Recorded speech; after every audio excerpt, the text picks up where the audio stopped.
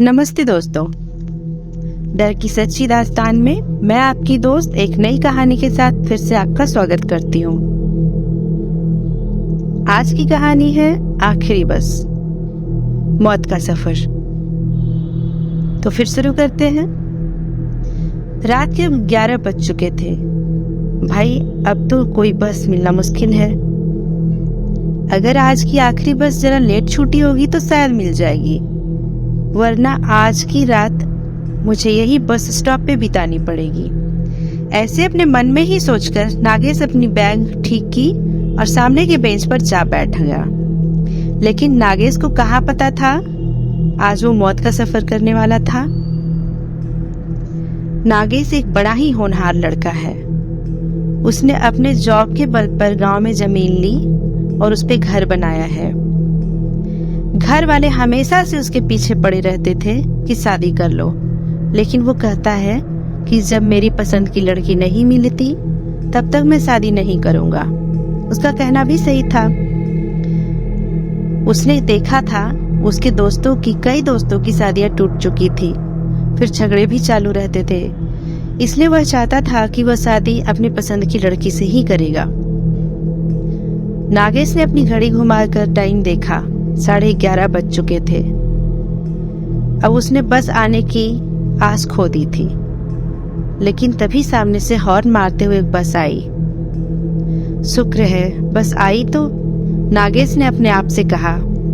Conductor ने दरवाजा खोला और नागेश बस के पीछे के दरवाजे से अंदर आकर बैठ गया।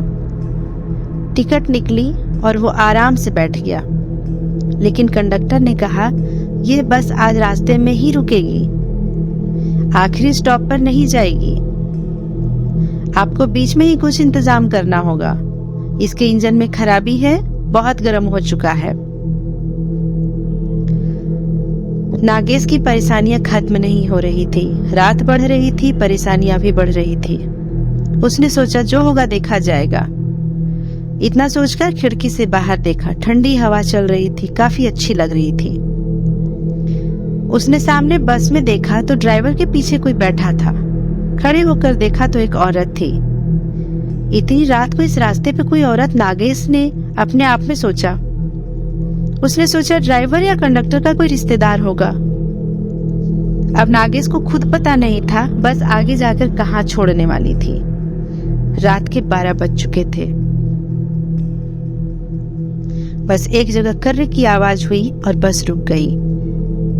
ड्राइवर बोला, अब यहाँ से बस आगे नहीं जाएगी, तुम उतर कर अपना जाने का रास्ता जुगाड़ कर लो। नागेश का घर आने को अभी कम से कम 10 मील का फासला था और रास्ते में घना जंगल था। पैदल जाना खतरे से खाली नहीं था। नागेश नीचे उतरा और रास्ते पे एक जगह जाके रुक गया। उसके पीछे वो औरत भी उतरी। नागेश ने जैसे ही उसको देखा, देखता ही रह गया। वह इतनी खूबसूरत थी, नागेश की नजरें उससे हट ही नहीं रही थी। इसलिए क्योंकि उसको भी कुछ ऐसी ही खूबसूरत लड़की की तलाश थी। सामने जाकर नागेश ने उससे बात करना चालू किया। आप इतनी रात को कहाँ जा रही हैं? ये बस वाले भी अजीब है ना, ऐसे बीच रास्ते में उतार दिया करते हैं। उस लड़की ने एक बार नागेश को देखा, कुछ कहा नहीं। उसकी आंखें बहुत खूबसूरत थी। थोड़ी देर में नागेश कुछ कहना चाह रहा था, तभी उस लड़की ने कहा, मेरा घर यहाँ से पास में ही है, पैदल जा सकते हैं, अगर आप चाहें तो मेरे साथ चल सकते हैं। नागेश ने सोचा एकदम से उसको घर चलने के लिए कहा जा रहा है, जरा संभल गया और उसने कहा, नहीं नहीं, मैं यहीं रुकता हूँ, कोई मिल जाएगा तो मैं आगे तक चला जाऊंगा, बेवजह आपको तकलीफ नहीं देना चाहता। वो लड़की बोली, अरे घबराओ मत, मैं और मेरी माँ रहती है घर में, अगर चलना हो तो चलो मेरे साथ। इतना विश्वास नागेश ने के लिए काफी था। वो उसके पीछे चल पड़ा। घना जंगल और कच्चा रास्ता। नागेश ने चप्पल पहन रखी थी। उसको जल्दी चलना मुश्किल हो रहा था। काफी दूर जाने के बाद नागेश के पैर गीली मिट्टी में फंस गए। पूरे रास्ते दोनों ने बिल्कुल बात नहीं की। गीली मिट्टी में फंसे हुए चप्पल को वह टॉर्च की लाइट की मदद से निकालता है और आगे बढ़ता है।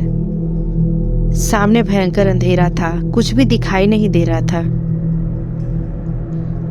ना ही वो लड़की दिखाई दे रही थी जिसके पीछे वह आया था।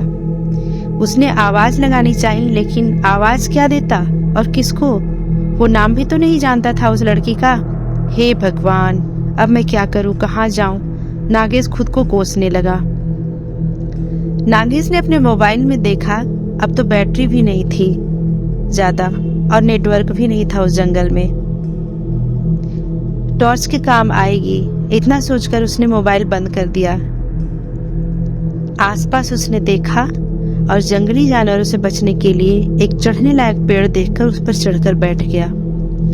वहां उसको कोई खतरा नहीं था। अपनी बैग लेकर वह एक टहनी पर बैठ गया। नींद आ रही थी, लेकिन उसको वो लड़की का चेहरा सामने नजर आ रहा था और डर था कि अगर वो सो गया, नीचे गिर गया तो लेने के देने पड़ जाएंगे, इसलिए आंखें फाड़ उल्लू की तरह जाग रहा था। नीचे खूंखार जंगली सुअर घूम रहे थे। अच्छा हुआ वो ऊपर था, वरना क्या होता पता नहीं। थोड़ी देर बाद चिड़िया की आवाज से समझ गया कि अब सुबह होने वाली है। अब उसका डर थोड़ा कम हुआ था। थोड़ा उजाला आते ही उसने वो लड़की का घर तलाश करने की सोची। काफी दूर जाने के बाद एक घर दिखा, जरा पुराना सा। नागेश ने देखा कि अब सामने जंगल थोड़ा कम है और थोड़ा सामने जाकर देखा तो बहुत दूर तक कुछ भी दिखाई नहीं दिया। शायद कोई गांव था। फिर वह वापस उसी घर की तरफ आया। बाहर से आवाज लगाई, कोई जवाब नहीं आया। उसने खिड़की से झांक कर देखा, दीवार पर कुछ पुराने फोटो थे। उसमें वो लड़की थी जो कल रात मिली थी। उसने कहा था उसकी माँ भी वही रहती है, लेकिन वो तो कहीं नहीं दिखी। नागेश से वो लड़की भुलाई नहीं जा रही थी। वो उसी घर के बाहर बैठकर उसका इंतजार करता रहा। तभी कुछ भेड़ बकरियां लेके एक आदमी आया। नागेश ने उसको देखकर कहा, अरे भाई, तुम वो सामने वाले गांव से हो क्या? जंगल में सुनसान जगह पर एक आदमी देखकर वह चुप बकरी चराने वाला चौंक गया। उसने कहा, साहब आप कौन हो और यहाँ कैसे? रास्ता भूल गए थे क्या? नागेश ने कहा, हाँ भाई, कल रात को यहाँ तक आ गया हाईवे से। यहाँ एक लड़की रहती है, मुझे उसके बारे में जानना था। क्या तुम जानते हो? कहाँ? यहाँ इस घर में? मैंने तो कभी नहीं देखा। मैं तो यहाँ आते रहता हूँ बकरियों को लेकर। नागेश को लगा शायद ये जानता नहीं, इसलिए ऐसे बोल रहा है। उसके जाने के बाद नागेश ने वहीं पर रुककर उस लड़की का इंतजार करना सही समझा। उसको बहुत भूख भी लग रही थी, लेकिन उस लड़की के सामने उसको कुछ सोच नहीं रहा था।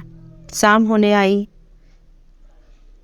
वो बकरी वाला वापस आया और पूछा, साहब कोई आया क्या? आप बेवजह रुके हो यहाँ कोई नहीं रहता। नागेश सोचने लगा कि अगर यहाँ कोई नहीं रहता तो फिर वो कौन थी जो फोटो में है और मुझे यहाँ तक लेकर आई? मुझे देखना ही है कि वो कौन है। कुछ देर बाद रात भी हो गई। इतनी देर से न वो लड़की आई और न ही उसकी माँ। अब नागेश से रहा नहीं गया, लेकिन वापस आना जाना मुश्किल था, इसलिए उसने वही एक पेड़ का सहारा लिया और चढ़ के बैठ गया। घना अंधेरा छाने लगा। वो सामने का घर दिख रहा था। नागेश जब घर से जरा दूर था, बाहर उल्लू की आवाज कर रही थी। जरा सी आवाज पर झट से गर्दन मुड़ जाती थी। खुद की सांस और धड़कन भी नागेश को अब महसूस होने लगी थी। तभी अचानक सामने से सफेद कपड़ों में वो लड़की आते दिखी। उसको देखकर नागेश को बड़ा अच्छा लगा। चलो, जिस बात के लिए वह कल से यहाँ बैठा था वह पूरा होगा। वह उतरने की कोशिश कर रहा था पेड़ से, तभी उसकी नजर उसके साथ चल रहे एक परछाई की तरफ गई। वो एक आदमी था, उसके पीछे पीछे चल रहा था। अब नागेश वहीं रुक गया और ऊपर से सब देखने लगा। वो लड़की ने घर का दरवाजा खोला और अंदर गई। उसके बाद वो आदमी जैसे ही अंदर गया, आदमी की चीख निकलने लगी। वो तड़प रहा था, चिल्ला रहा था, बचाओ बचाओ, मुझे छोड़ दो, मुझे माफ कर दो, मैंने तुम्हारा क्या बिगाड़ा है। नागेश इधर डर से कांप रहा था। नीचे उतरना अब तो मुश्किल था। कुछ देर बाद उस आदमी की चीखें बंद हो गई, सब शांत हो गया। वो आदमी शायद मर चुका था, नागेश को ऐसा लगा। वो वहीं पेड़ पर बैठा रहा। नागेश सुबह का इंतजार करने लगा। जैसे ही सुबह हुई वो पेड़ से उतरा। दरवाजे के बाहर तक खून बह रहा था। अंदर जाकर देखने की हिम्मत नहीं थी उसकी। जहां उधर उधर उसे रास्ता मिला, भागने लगा। घर के अंदर वो लड़की है या नहीं, उसने यह भी देखना उचित नहीं समझा। भागते हुए कैसे वह हाईवे मिला, उसे होश न रहा। हाईवे पहुंचकर किसी तरह से अपने घर पहुंचा। घर वालों को अपने पिछले अनुभव के बारे में वह बताना चाह रहा था, लेकिन उसकी जबान नहीं चल रही थी। नागेश की स्थिति देखकर उसे अस्पताल में भर्ती कराया गया।